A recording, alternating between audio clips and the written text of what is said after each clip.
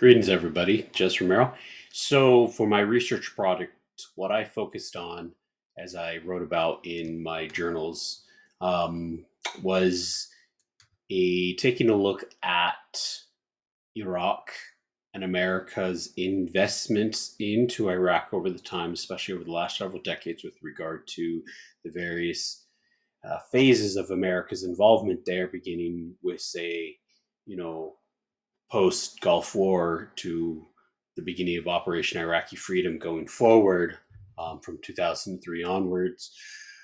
I took a look at the significance of the United States' overall investment into all of that. I looked at Department of Defense records, State Department records, as well as official records from the GOI, which is the government of Iraq, specifically in regard to investment and financial records, documentation with regard to the resetting of Iraq and its economy. One of the things that they did was pass Law Number 13 in 2006 in the fall, which was enacted in the beginning of 2007, which created the foundation for what has been going on and what they're continuing to do. And one of the main um, primary methods or means by rebuilding Iraq, if you will, was the creation of the National Investment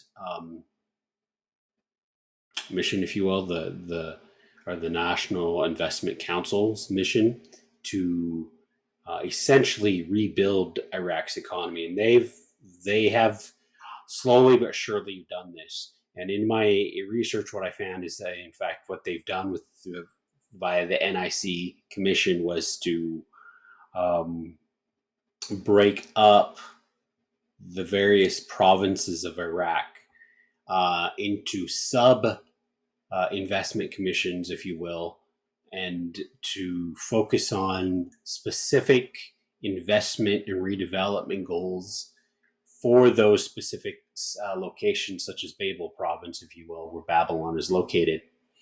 And I showed in my research from the official uh, government of Iraq's National Investment Council's um, records, documents, breakdown of their plan, if you will, of their overall look back when they first established this council, this investment council, as well as currently today.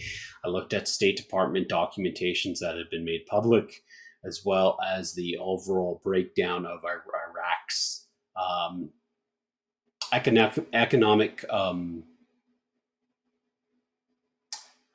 rebuilding, if you will, the way it is currently, especially after post-pandemic of COVID-19.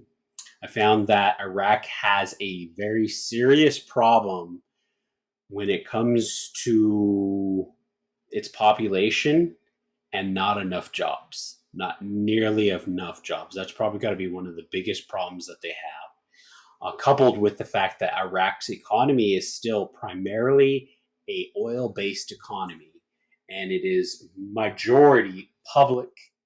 It's a public economy, if you will. What I mean by that is it's a government-ran, government-subsidized economy for the most part, and most of it's through oil.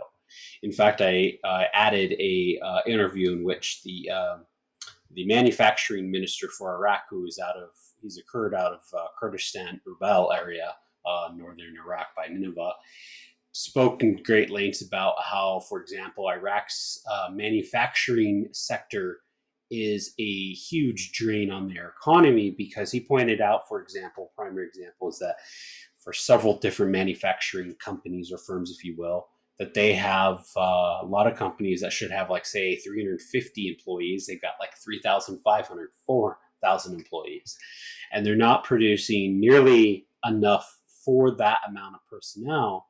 And so what that points out is that they have way too many people in some of these government subsidized companies, not even producing enough, which is indeed is a huge drag, because those people must get paid. And so one of the biggest things that I found from my research is that Iraq, in order for Iraq to be successful, is it needs to quickly diversify its economy, not just diversify, but it needs to privatize its economy. It needs to switch from being a primarily oil-based economy to one that is very diverse with many different sectors of its economy grown.